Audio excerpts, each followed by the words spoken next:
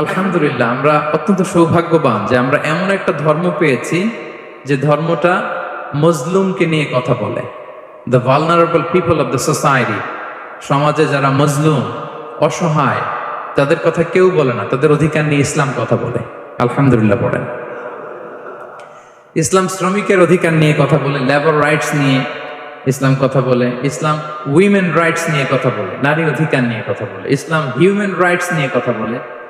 ইসলাম মানবাধিকার নিয়ে কথা বলে। ইসলাম অ্যানিমাল রাইটস নিয়ে কথা বলে, প্রাণী অধিকার নিয়ে কথা বলে। আল্লাহু আকবার।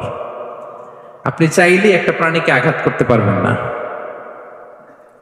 আমাদের দেশে এটা খুব বাজে একটা কালচার। কুকুর একটা দেখলেই আমরা, আমাদের দেশে এটা খুব বাজে একটা কালচার। কুকুর একটা দেখলেই আমরা কি করি?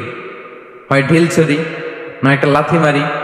কিছুই করে নাই আপনাকে, পাশ দিয়ে যাচ্ছে, দেখলেই কি ঢিল মারে, লাথি মারে। আরো অনেক জঘন্য জঘন্য কাজ আমরা করি। তাহলে যারাই যেখানে বিপন্ন, মানবতা যেখানে বিপন্ন, সেখানে ইসলাম হাজির হয়েছে। আলহামদুলিল্লাহ। এজন্য ইসলাম পেয়ে আমরা খুশি না বেজার বলেন? এজন্য প্রত্যেক সালাতের পরে আমরা ঘোষণা দিই, রাদিতু বিল্লাহি রাব্বা ওয়া বিল ইসলামি দীনা ওয়া বি মুহাম্মাদিন নাবিয়্যা ওয়া রাসূলা। আমরা আল্লাহকে রব হিসেবে পেয়ে খুশি, আমরা ইসলামকে দিন হিসেবে পেয়ে খুশি। তো আমরা রাসূল সাল্লাল্লাহু আলাইহি ইসলামকে নবী এবং রাসূল হিসেবে পেয়ে খুশি। তার মানে প্রত্যেক সালাতের পরে আমরা কি করি? এটা অ্যানাউন্সমেন্ট দেই। তো ইসলাম এমন একটা ধর্ম, যেখানেই মানবতা বিপন্ন সেখানেই ইসলাম হাজির।